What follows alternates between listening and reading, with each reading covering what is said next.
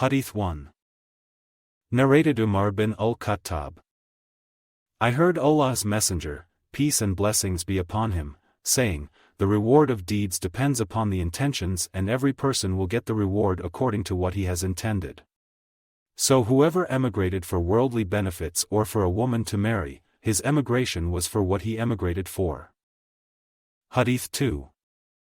Narrated Aisha, the mother of the faithful believers. Al-Harith bin Hisham asked Allah's Messenger, peace and blessings be upon him, O Allah's Messenger, peace and blessings be upon him. How is the divine inspiration revealed to you? Allah's Messenger, peace and blessings be upon him, replied, sometimes it is revealed like the ringing of a bell. This form of inspiration is the hardest of all, and then this state passes off after I have grasped what is inspired. Sometimes the angel comes in the form of a man and talks to me and I grasp whatever he says. Aisha added, verily I saw the Prophet, peace and blessings be upon him, being inspired divinely on a very cold day and noticed the sweat dropping from his forehead, as the inspiration was over. Hadīth 3. Narrated Aisha, the mother of the faithful believers.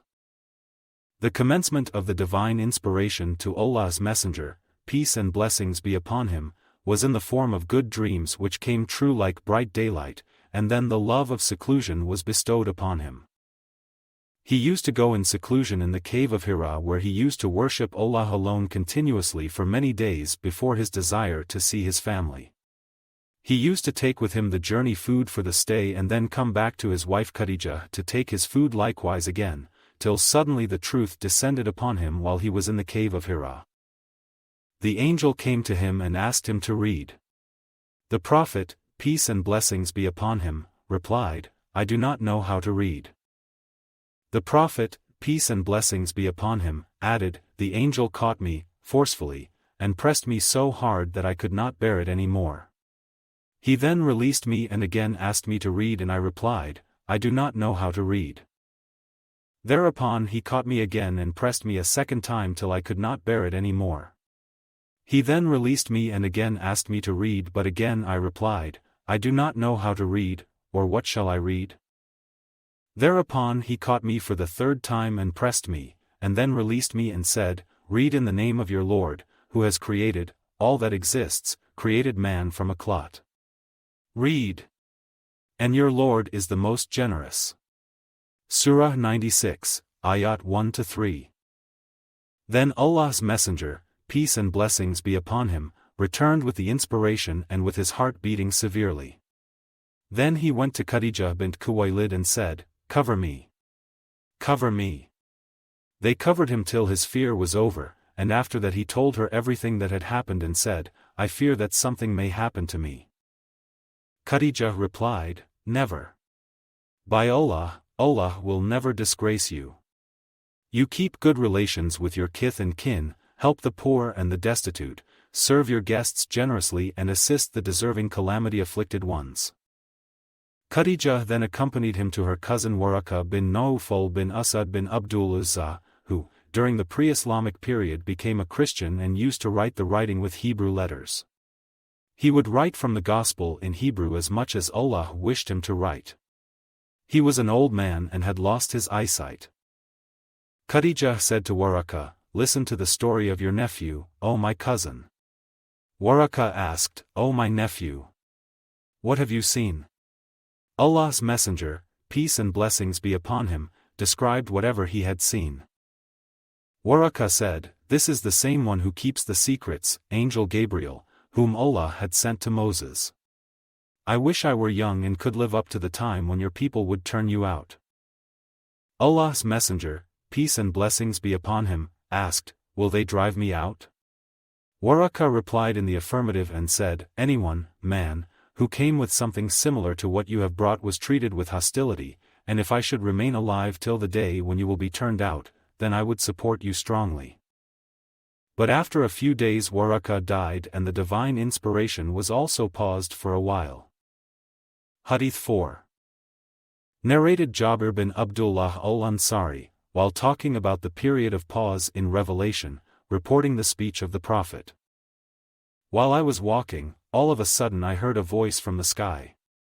I looked up and saw the same angel who had visited me at the cave of Hira sitting on a chair between the sky and the earth. I got afraid of him and came back home and said, "Wrap me in blankets." And then Allah revealed the following holy verses of Quran, "O you, that is, Muhammad, wrapped up in garments, arise and warn the people against Allah's punishment. Up to and desert the idols."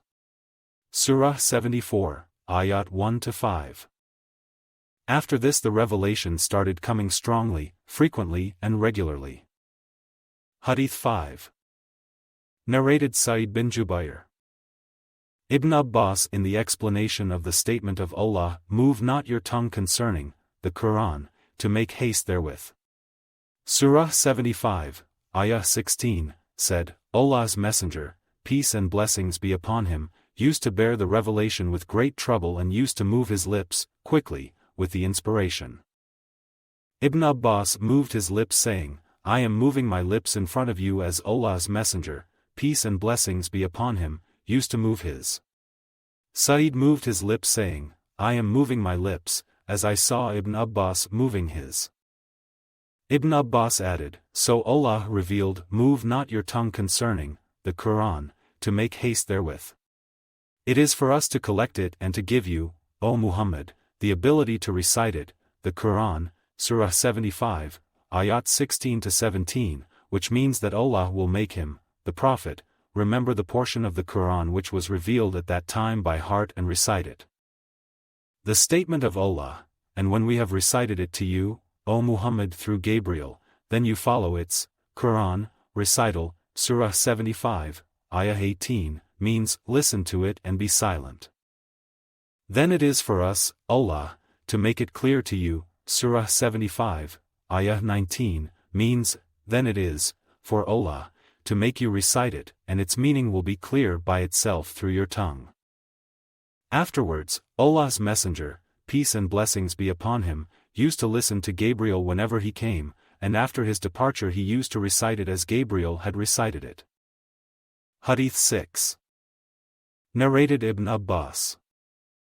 Allah's Messenger, peace and blessings be upon him, was the most generous of all the people, and he used to reach the peak in generosity in the month of Ramadan when Gabriel met him. Gabriel used to meet him every night of Ramadan to teach him the Quran. Allah's Messenger, peace and blessings be upon him, was the most generous person, even more generous than the strong uncontrollable wind, in readiness and haste to do charitable deeds. Hadith 7.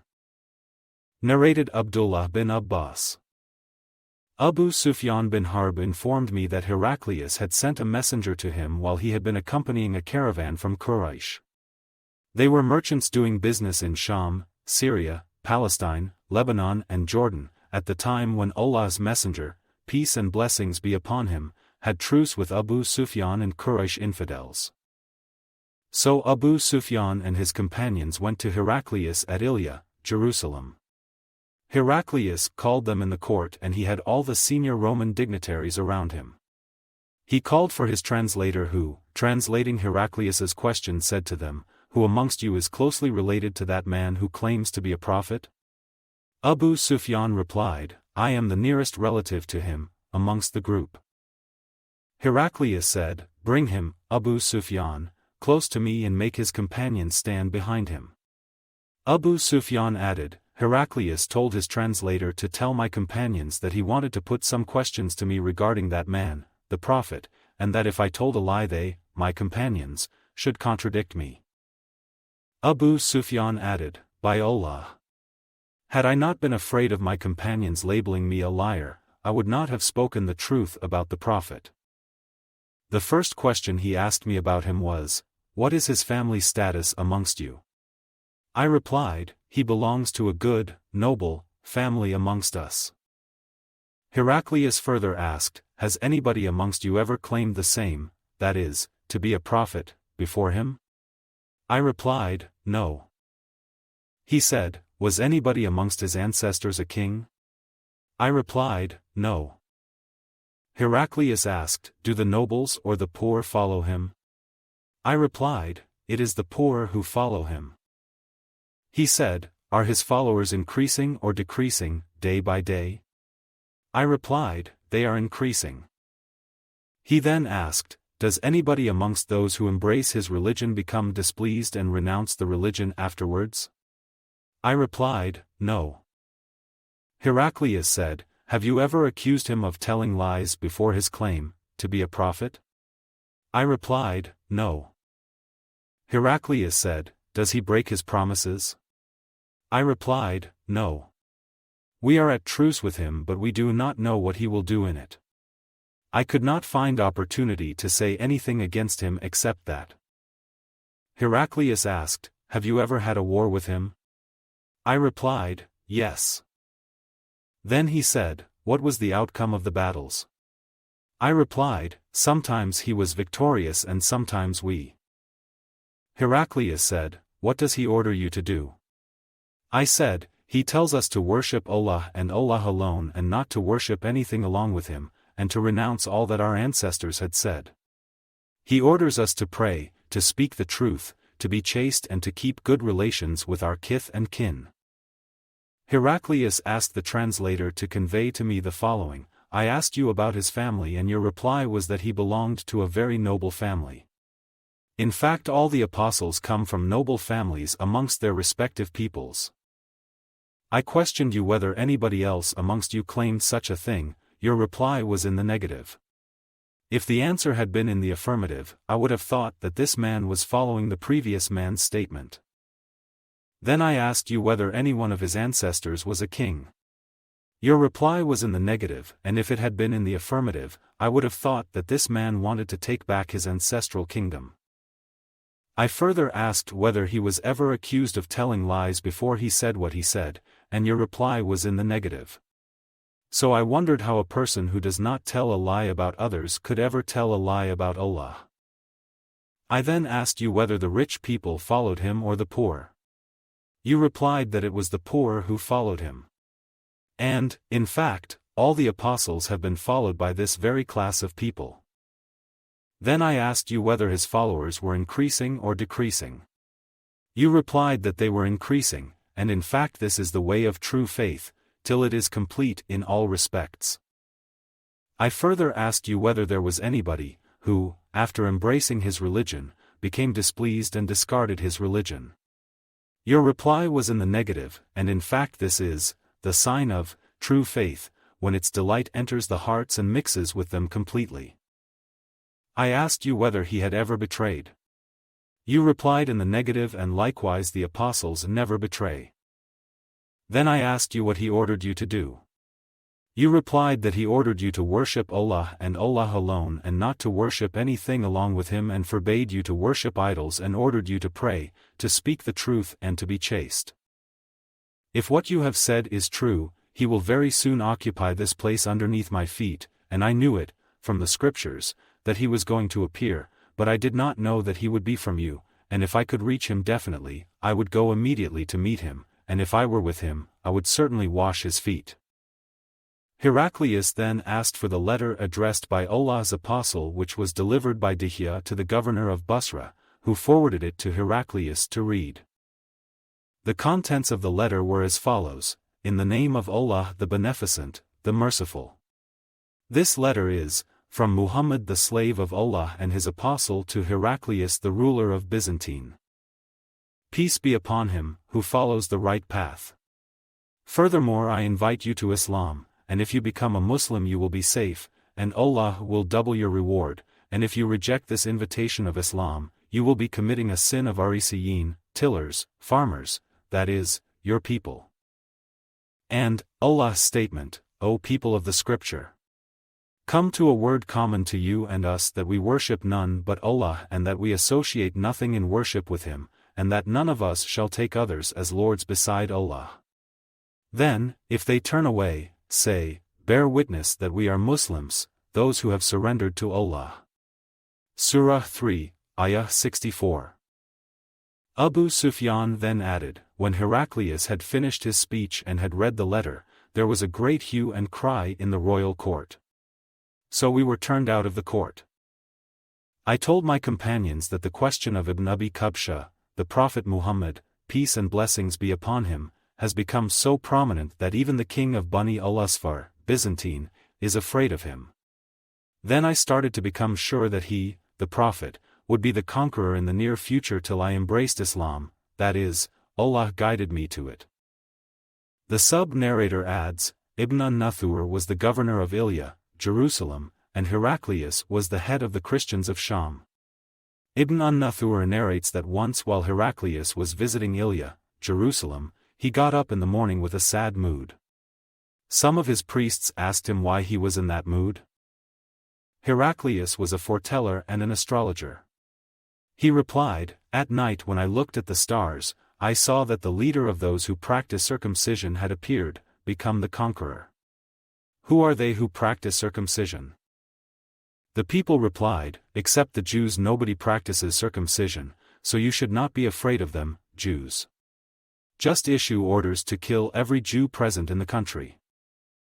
While they were discussing it, a messenger sent by the king of Ghassan to convey the news of Allah's messenger, peace and blessings be upon him, to Heraclius was brought in. Having heard the news, he, Heraclius, ordered the people to go and see whether the messenger of Ghassan was circumcised. The people, after seeing him, told Heraclius that he was circumcised. Heraclius then asked him about the Arabs. The messenger replied, "Arabs also practice circumcision."